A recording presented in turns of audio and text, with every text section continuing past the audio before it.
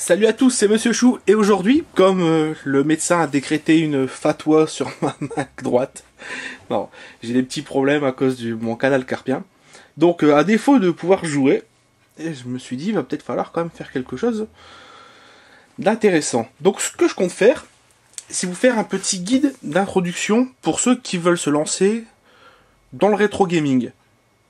Donc au lieu de prendre une console que tout le monde a ou tout le monde a eu, je me suis dit ça serait bien de commencer par une console qui est un petit peu mal aimée, même si elle n'est pas vraiment mal aimée par tous. Encore une fois, quand je dis le mot mal aimé, je vais pas vous chanter la chanson de Claude François, donc n'espérez pas ça. Donc au lieu de faire un dossier classique sur les spécificités techniques de la bécane, ce que je compte faire, c'est vous proposer une petite sélection de jeux que je trouve, allez, dans des prix raisonnables, qui peuvent se trouver à peu près partout, et qui vous donneraient l'envie de vous lancer dans pourquoi pas, une collection de jeux sur cette machine. Donc, faut savoir que, bien sûr, comme elle s'est un petit peu moins bien vendue, enfin, c'est même beaucoup moins bien vendu, comparé à la PlayStation 1, c'est forcément plus difficile de trouver des jeux. Mais on trouve des choses assez intéressantes pour des prix raisonnables. Hop, on va la mettre de côté. Donc, on va essayer de faire, si possible, par catégorie. Bon, vous avez les classiques de l'époque. Vous avez le Daytona USA, qui est quand même the classique. Il y a d'ailleurs une chose que j'ai là derrière, je n'avais pas pensé, mais je vais quand même vous le montrer. Donc le Daytona, que je trouve que la conversion Dreamcast, oula, lapsus, la conversion Saturn, elle est quand même relativement honnête. Puis ça vous permet d'y jouer chez vous entre potes. C'était une des bornes à l'époque qui faisait un carton partout où je la voyais, à chaque fois, des gens qui mettaient des sous. Et on trouve aussi ce genre de choses. Je vais essayer de bien vous le cadrer. Olé, voilà. Ce genre de volant. Il faut savoir que celui-là, je l'ai acheté à un marché aux puces, je l'ai acheté 2 €. C'était une dame d'un certain âge qui vendait ça, certainement. Ça a dû appartenir à son fils ou à un petit-fils. J'ai demandé combien j'ai demandé, elle m'a dit oh, 2 €, d'un air un peu gêné. Donc je l'ai pris, ça fonctionne, mais c'est pas... Je veux dire, il n'y a pas de quoi non plus fantasmer, ça reste un volant, tout ce qu'il y a de plus classique et ordinaire. On va bien recadrer ça, voilà. Vous avez le Sega Rally, toujours dans les jeux de course. Ça, c'est des jeux que vous pouvez trouver, je pense, pour des prix raisonnables. D'ailleurs, dans la sélection que j'ai faite, il y a 2 jeux, à mon avis, qui doivent coûter maximum plus de 20 €. Donc c'est pour ça, comme la console en elle-même, généralement, je sais pas combien ça, je sais pas la cote actuelle de la Saturn. Tout ce que je sais, c'est que j'en ai 3 en tout, une qui est dézonée, et c'est une modèle 1 qui est dézonée, j'ai 2 modèles 2. Je crois que c'est celui-ci le modèle 2, j'ai toujours eu un peu de mal à les repérer. Oula, si mon trépied veut bien rester en place, ce serait cool. Donc je pense que la console, déjà pour revenir là-dessus, une fois pour toutes, en loose avec une seule manette, mettez pas plus de 40 €. Personnellement, ça m'arrive d'en trouver de temps en temps à moins de 50 €, mais comme j'en ai déjà 3, je vais pas non plus faire des stocks, pas faire des rations. Vous avez le Sega Rally, ça a été mon grand amour de jeunesse, Sega Rally. Qu'est-ce que j'ai pu mettre des sous dans la borne d'arcade, c'était dingue. Il y a même un code pour jouer avec une voiture cachée qui s'appelait la Lancia Stratos, il me semble. Le code le code de la version Saturn marchait en arcade, donc quand on avait découvert ça, on était tout fou. Ça reste aujourd'hui, moi je pense, un jeu de course tout à fait acceptable, beaucoup moins fun bien sûr que Daytona. Daytona, c'est... Vous pouvez à la limite conduire n'importe comment et vous taper tous les murs, vous pouvez quand même vous éclater. D'ailleurs, je me demande si la version... Ah bah ouais, wow, c'est naze en fait. Daytona, il est que pour un joueur. Bon, enfin, c'est pas ça qui va vous empêcher de vous amuser. Tandis que le Sega Rally, vous avez ici l'écran splitté et c'est marqué, il y a la mention de 2 players. Il existe d'autres jeux de course qui sont assez rigolos. Il y en a un d'ailleurs, je vais vous faire voir. Comme je ne sais pas sa cote, je ne l'avais pas préparé. Il y en avait 2 en fait, à ce que je vois. Où est-ce qu'il est l'autre? Voilà. Ah! faut éviter de taper son genou dans un ampli de guitare qui fait 50 kg. Donc il y a Manx TT Superbike. C'est encore un de ces jeux faits par... généralement c'est l'équipe Sega Sports qui faisait les conversions. Il me semble c'était le studio AM2 qui faisait ça en arcade. AM3. AM3. Il me semble que celui-ci n'échappe pas à la règle. Je sais pas si c'est marqué. C'est pas marqué. Enfin. Ça fait partie de ces jeux qui, bon... Des conversions honnêtes, ça j'en ai aucune idée du prix. Tout ce que je sais c'est que le Daytona et le Sega Rally, pour 6-7 euros, je suis persuadé que ça se trouve. Après, quand je vous dis que je suis persuadé que ça se trouve, c'est pas forcément sur eBay et compagnie. Il faut avoir aussi, entre guillemets, une vision un peu périphérique du problème quand on veut se lancer dans la collection. C'est acheter sur eBay que des choses que vous êtes sûr de ne pas pouvoir trouver ailleurs. Je suis persuadé qu'il existe des petites enseignes de jeux vidéo pas loin de chez vous qui ont encore des fois des jeux sur des consoles rétro. Attention, parce que certains abusent, mais je sais que par chez moi, j'habite Carvin, donc c'est dans le nord de la Vin, au croisement du Pas-de-Calais et du Nord. J'ai des magasins autour de moi, sur Hénin-Beaumont, sur Lens, Lille aussi, où je sais que je peux encore trouver ce genre de jeu relativement facilement. Et il y a aussi le Sega Touring Car, qui est, faut l'avouer, un petit peu moins connu. Et j'ai pas eu le plaisir d'y jouer à l'époque. Ça ressemble en fait, c'est, on pourrait dire, une sorte de Sega Rally 1,5. C'est pas vraiment Sega Rally 2. Donc ça c'était pour les jeux de course. Niveau jeu de sport, je vous ai rien mis parce que, à ma connaissance, il n'y a pas énormément de titres qui a bien vieilli. Par contre, un genre toujours aussi qui a mal vieilli, mais qui peut avoir ses adorateurs, pas de Satan, mais pas loin, c'est les shoot'em up, les Doom-like. Donc là on peut voir, il y a même encore le prix dessus. Je l'ai payé, je vais essayer de vous le montrer, moins de 7 euros. Ça, je l'ai acheté, d'ailleurs pour ceux qui habitent Béthune, tant qu'on en est à faire un peu de pub, il y a un magasin qui s'appelle Nostalgeek, qui est ouvert à pas longtemps. Ils ont des fois des jeux que vous ne trouverez pas facilement, et je l'ai acheté chez eux. Bon là les boîtes Saturn, toujours quand vous l'ouvrez, il y a toujours le disque qui part en miettes, et là le livret, vous pouvez voir qu'il est quasiment neuf. C'est rare parce que généralement les jeux Saturn, les boîtes sont défoncées. Alors, qu'est-ce que je vous avais préparé d'autre? Ah bah voilà, tant qu'on y est. Donc, un genre de jeu, toujours, qui a bien vieilli, c'est les jeux de plateforme. Les jeux de plateforme 2D sur Saturn, il y en a des biens. Il y en a un, je vais vous le montrer, vous allez dire, oui, mais je l'ai déjà fait sur PlayStation. Pourquoi je l'achèterai sur Saturn? Bah, la version Saturn, elle est tout simplement 100 fois mieux. J'ai aussi la version PC, malheureusement elle est dans une malle derrière le trépied, donc je ne pourrais pas vous le trouver, pour vous le montrer. Je pense que c'est la meilleure version.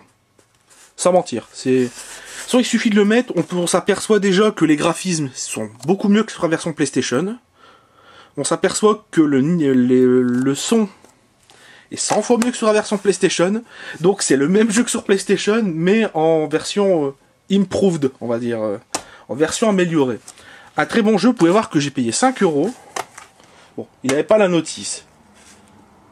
Tiens, c'est rigolo. Je parlais de console game. Il y a encore le saut de garantie console game. Un magasin, c'est une petite chaîne de magasins où ils en ont sur Lens et Hénin-Beaumont. Donc un autre jeu aussi, en 2D, qui ma foi est fort sympathique.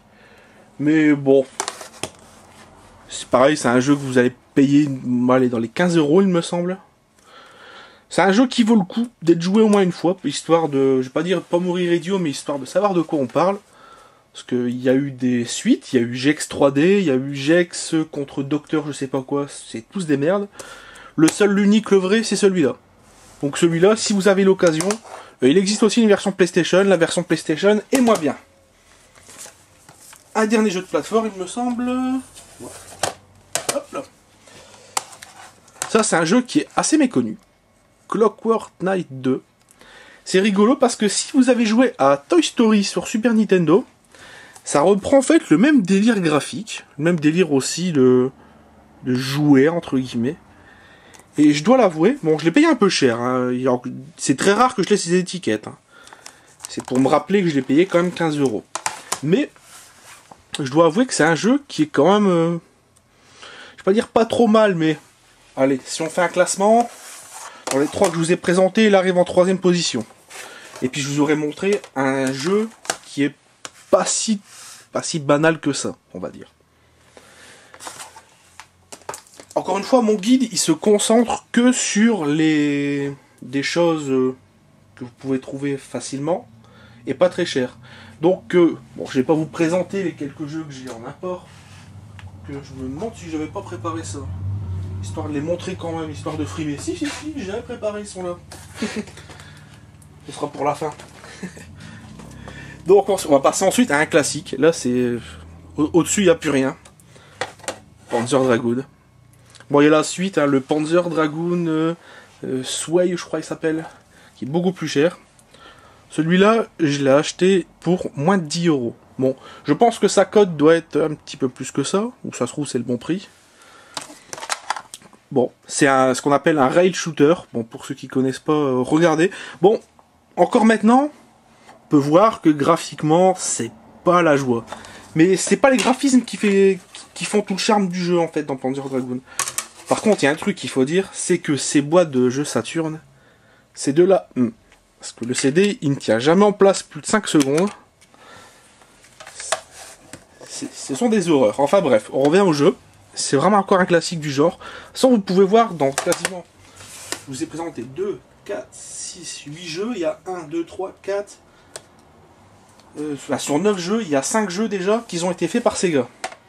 En même temps, il fallait bien que Sega alimente aussi sa machine en jeu, étant donné qu'elle était un peu boudée par les éditeurs tiers. Il me reste 2 genres à vous présenter. Un puzzle game et les jeux de baston. Jeux de baston, on va rester dans ce que la Saturn fait de mieux dans la 2D. Donc en puzzle game,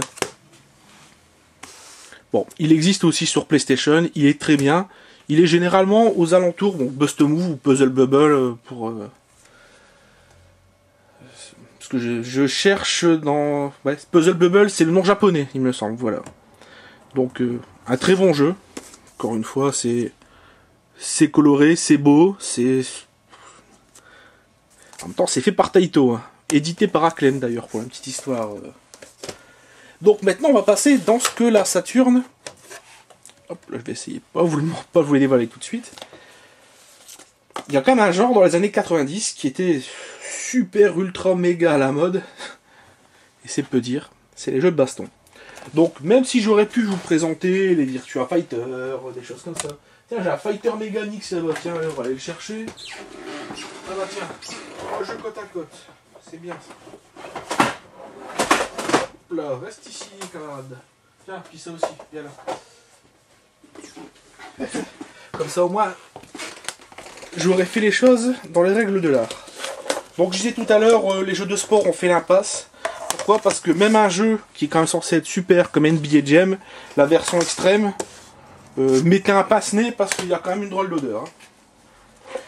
Donc on était aussi dans les dans les rail shooters Magic Carpet. Bon, c'est pas un jeu qui personnellement a mes faveurs, mais bon. C'est pareil, c'est un classique du genre. Ça se trouve, bon, je vais cacher l'endroit où je l'ai acheté. Pas leur faire de la pub parce que c'est des gens qui mettent des choses à des prix intéressants. Et la plupart du temps mettent de la merde à des prix exorbitants. Donc ça m'amuse. Ça m'amuse. Donc je vais essayer de poser ça là. On va d'abord, avant de faire la 2D, oups là, ici vous le verrez pas, ce sera mieux. Faire la 3D. Donc qu'est-ce qui se faisait en 3D dans ces années-là? Donc le Virtua Fighter, quitte à en prendre un, prenez le 2. Ça a quand même des textures dans les décors, bon, il y a plus de personnages. Le 1 aussi, il est très bien. J'ai une édition spéciale où il y a les CD qui s'appellent les CG Portraits, il me semble. Bon là, ça fait un peu loin pour aller le chercher, mais... Bon, ça c'est un classique. 2 autres jeux un peu moins connus. On a Fighting Vipers, c'est une sorte de dérivé du moteur de Virtua Fighter 2, je pense. Généralement, tous ces jeux-là, ils sont faits par AM2. AM3, généralement, c'est ceux dans la division arcade qui faisaient les jeux de course. AM2, ils faisaient les jeux de baston. Si je dis pas de bêtises, bah ouais, carrément, c'est ça. On va vérifier. Ah bah, ici, vous voyez, le petit logo qui va bien marqué AM2. Donc Fighting Vipers, c'est un jeu auquel j'ai personnellement pas mal joué. J'avais pas la Saturn à l'époque, mais j'ai un pote qui l'avait. Et dans la série, jeu auquel j'ai pas mal joué, alors qu'avec le recul, je me dis que c'est de la merde. Enfin, c'est assez étrange, plutôt c'est parce que j'y joue encore régulièrement, je m'amuse pas mal. Fighters Megamix. Pourquoi c'est étrange? Parce que vous avez des persos de Virtua Fighter. En fait, tout ce qui fait la popularité de la Saturn, c'est con qu'ils ont pas mis Segata Sanshiro. Tiens, je devrais peut-être... non, on va pas le morçonner, on va pas... S'il est capable d'arriver et de me casser la figure. Donc vous avez tout ce qui faisait la popularité de la Sega Saturn. Donc la Daytona USA, Fighting Vipers, toutes les licences de Sega, elles sont dans un seul et même jeu de baston. Donc vous pouvez voir quelques screenshots. Vous avez vu que vous avez aussi des persos de Virtua Fighter Kids et la voiture de Daytona USA. C'est un peu étrange quand même, hein. Bon, il y a quand même plus de 30 personnages, et les personnages aussi de Virtua Cop. C'est un jeu qui, à mon avis, est assez sous-estimé. Et si vous voulez un jeu de baston 3D où vous prenez pas la tête, je pense que c'est déjà le moins sérieux des trois que je vous ai présentés. Ensuite, on va passer à la 2D. C'est un peu comme Homer Simpson dirait avec un filet de bave, Saturn, parlons des jeux de baston 3D. C'est un peu la même chose. Parce que faut avouer que Capcom faisait des conversions de ces jeux sur CPS2 qui étaient terribles. C'est pas peu dire, hein. Il y a X-Men versus Street Fighter, je l'ai plus malheureusement, je l'ai revendu. Parce que je l'ai entre-temps racheté sur CPS2. Donc, il est quasiment arcade perfect. Et quand on compare aux versions PlayStation, on comprend pourquoi... bon, même si la Saturn avait des possibilités 3D qui égalaient pas la PlayStation, on comprend pourquoi ça valait le coup quand même la Saturn. Donc, on a le X-Men Children of the Atom, donc toujours fait par Capcom et encore édité par Acclaim. Acclaim, à mon avis, dans ces années-là, c'était les... Comment dire? C'était des resellers de produits, produits japonais. C'est un jeu qui est terrible. Ça, je vous le dis, c'est vraiment un bon jeu. Et là, mon préféré, bon, je vous l'ai déjà montré la fois dernière, Night Warrior, Darkstalker Revenge. Celui-là, à mon avis, je pense dans tous les jeux que je vous ai présentés, avec peut-être Panzer Dragoon, ça doit être le plus cher. Donc voilà ce qui conclut. Vous avez encore un petit artwork ici qui est super sympa avec un Sasquatch ici. Enfin, je vais pas tous vous les faire. Voilà ce qui conclut la partie, hop là, européenne. Pour faire brièvement la partie japonaise, excusez-moi, la partie japonaise, il y a très peu de jeux que vous allez trouver à pas cher. Ah tiens, j'en avais oublié un, c'est parce que je l'avais en CD simple. Encore un classique. Si vous avez jamais joué à ça, je vous comprends pas. Encore le hockey. Il y a aussi son petit cousin Winter Night. Non, Christmas Night. C'est sorti qu'au Japon. Ça, je l'ai payé quand même, vous voyez, 10 €. Bon. Parce que c'est un truc qui est quand même pas si commun. Attendez, je baisse un peu mon cadre lumière parce que ça va se casser la figure. Donc je vais vous présenter maintenant deux jeux. Vous avez vu qu'il y a quand même de quoi faire avec des jeux à moins de 20 €. Maintenant deux jeux très chers. Silhouette Mirage. En même temps, c'est un carton ce jeu. Très prochainement, je vais vous le faire. Ça, c'est promis. Il n'y a pas de problème. Et quasiment le Saint Graal, Radiant Silvergun. Bon, ça a depuis été réédité sur le Xbox Live. Mais rien ne vaut la version Saturn. Donc voilà, comme vous avez vu, c'est peut-être une console qui est un petit peu, bon, un petit peu mal aimée. Il y a de quoi faire avec des titres de qualité et à pas très cher. Donc voilà, j'espère que ma vidéo elle aura été quand même un petit peu instructive, parce que ça fait quand même près de 20 minutes. En tout cas, je vous remercie de m'avoir suivi, et puis à bientôt. Là, ça m'a donné envie de jouer à la Saturn.